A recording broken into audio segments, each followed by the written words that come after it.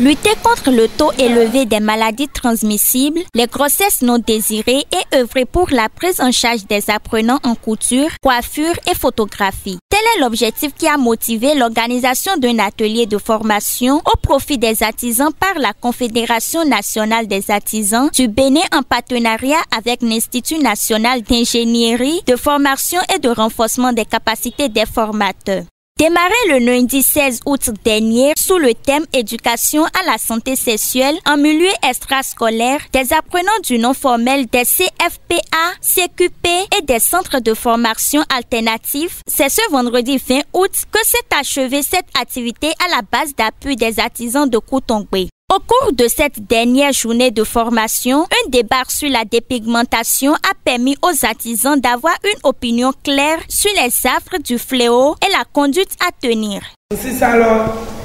et il me dit ça, il nous dit que kakakabo, on va l'en couper. Dépigmentation, mais ça, nous avons dépigmenté. Pourquoi nous nous provoquer lorsqu'on vient à vous par passage pour la minute? Il y a une petite produit matériel pour ça, à toi passage pour la minute. Mais dès le temps, il y a bien aussi ça, mais pour trop, mais dès le temps, il y a bien pour manuel pour. Oui, nous, il y a d'autres. On est aussi ça, on a compté. D'ailleurs, on doit avoir l'ordre, et compter, on doit avoir avant de passer à toi. Ana sorti comme quoi ça te mana séché yé hedeji we no ye fon akomiru ame ana mo romo mi yon wa pe eno to yi bi wa do na mi we nu amode we mo romo mi yon wa pe to mo adu to e lo me bo yon gandi setan me a éclaté jan ni do me de to nu sa po wa pe to titombo to yiyon mi do ame lo do lo o pe o gbe me mi mo wa yo ko van to egbe de jeso na gbe jan. Une assertion que va appuyer le président de la Chambre interdépartementale des métiers. Nous vivons la manière dont on dit que nous avons passé gloss en l'air dali parce que nous avons le égbe et passé à son gloss en l'air et nous des bodotologie town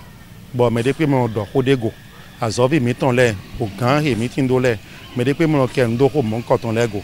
pour le coton wa yi mena so grand do débassé donc pas mettons les doigts l'oji donc des gants mettons les doigts l'oji na hen ba si azobi legbon do bon la mena no ganji do bon we le gros on les ton dali na gan le su bon li no mettez les su nazan parce que les su bon do na yan paje dagbe we do ko e ton legbe paje dagbe do azole me na yo pole su mettons do pon de na ba do na me na yan azobi mettons les bon do bon ba si la mena no ganji ton dali pour que nous yin a auto fin glos on ton les pour do si dans o pri su me so do ko do ni o su goga do ni sin dali me so do ko do nu me yo do boju me do ko do goga do nu so tin bo me décortiquer do ba si azan ton e mi ba ile me na so gan o de ba si no zo mi ton le na so gan de kan le do ale oji na de me na no gbon na gbon la me na do don ganji ton dali. Quelques participants à la fin de la formation donnent ici leurs impressions. Yena mi klon temele bodona mi domlo nu si so mi ton lo ete we no reclame anti nu de mi no so ele ete no reclame nu si so lo no to me bio nu si sume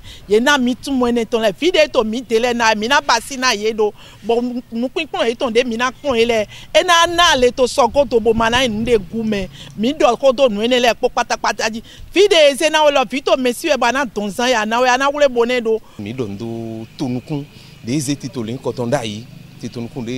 des titolin kotondai bo mi do ato bi base gbe son de gon ka jedin nu de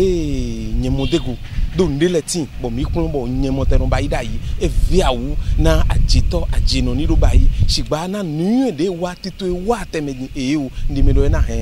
bokuna dokulupo mi ole ton mi gbon ye kan ninu bodo ndo partenaire mi ton technique et financier do e non zan ko de formation lo me mon coton mi do ndo ini funa dagbe he fon moto wi wana alonzon wa do ndo confédération mi ton he no hokan po yon wudo mi wa alonzon wa tole ton po no di nu mon coton wana mi covid-19 he mi do te do 2020 mais 2021 di mi modo mi so ple to mi to hogbonu kuton gbe alonzon wa tole sin wo logbe bo mi ple o gan taro propo kande awo po so to nu yen mo koton ira nu yen he na yi e ma ina yedele e teka inu yen lele mi modo mi wa jito mi wa jino le e no via una mi na do